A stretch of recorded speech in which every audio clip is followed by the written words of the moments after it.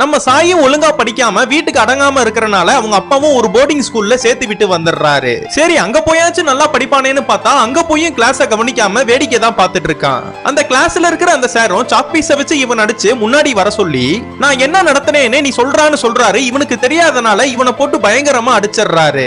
இவன் கிளாஸ்ல இருக்கிறப்ப அடுத்த பீரியட் வந்த அந்த சாரு வரிசையா எல்லா பசங்களையுமே புக் எடுத்து வாசிக்க சொல்றாரு.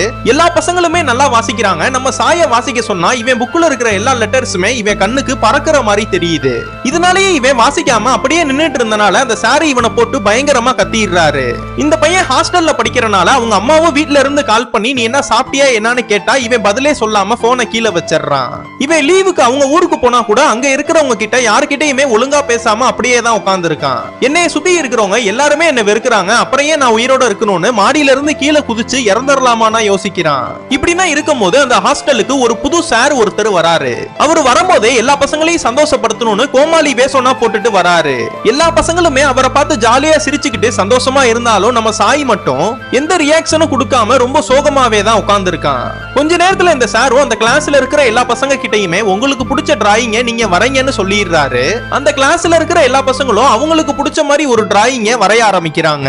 ஆனா நம்ம சாய் மட்டும் வரையாம அப்படியே உட்கார்ந்து இருக்கான். இதனா பாக்குற அந்த சாரும் ஏன்பா வரையாம உட்கார்ந்து இருக்கான்னு கேக்குறாரு.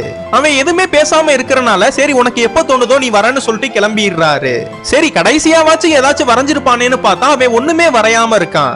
அடுத்த நாள் அந்த சாரு அந்த கிளாஸுக்குள்ள வரப்ப இவன் பனிஷ்மெண்டா வெளியில முட்டி போட்டு உட்கார்ந்து இருக்கான். இந்த சாயிங்கிற பையன் ஏன் இப்படி இருக்கான்னு அந்த கிளாஸ்ல இருக்கிற ஒரு பையன் கிட்ட இந்த சாரும் கேட்டா அவன் வந்த நாள்ல இருந்தே இப்படிதான் சார் இருக்கான். அவனை எழுந்து வாசிக்க சொன்னா கூட புக்குல உள்ள லெட்டர்னா டான்ஸ் ஆடுது மேல பறக்கிற மாதிரி அவன் கண்ணுக்கு தெரியுதுன்னு சொல்றான் சார். இதெல்லாம் கேக்குற அந்த சாரும் அவனோட நோட்டை வாங்கி பார்த்தா சரியா எழுதாம எல்லாத்தையுமே கிறுக்கி வச்சிருக்கான்.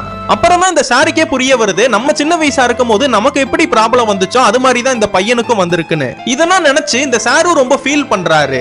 இவனை பத்தி புரிஞ்சுக்கிட்ட இந்த சாரு இந்த பையனோட வீட்டுக்கே போய் இந்த பையனை பத்தி விசாரிக்கிறாரு. இந்த பையனுக்கு படிக்கிறத தவிர வேற எதுலயாவது இன்ட்ரெஸ்ட் இருக்கான்னு கேக்குறாரு. அவங்க அம்மாவும் அவன் நல்லா டிராயிங் பண்ணுவான்னு சொல்லுவாங்க. அதுக்கு இந்த சாரும் நம்ம அன்னைக்கு டிராயிங் பண்ண சொன்னப்ப அவன் பண்ணாமலே உட்கார்ந்து இருந்தானேன்னு யோசிக்கிறாரு. அதுக்கப்புறம் அவன் பண்ண டிராயிங் எடுத்து பார்த்தா ரொம்பவே அழகா நேச்சுரலா இருக்கு. இந்த பையனுக்கு புரியுற மாதிரி இந்த டிராயிங்க வச்சு அவனுக்கு எழுத படிக்க சொல்லி தரணும்னு முடிவு பண்றாரு.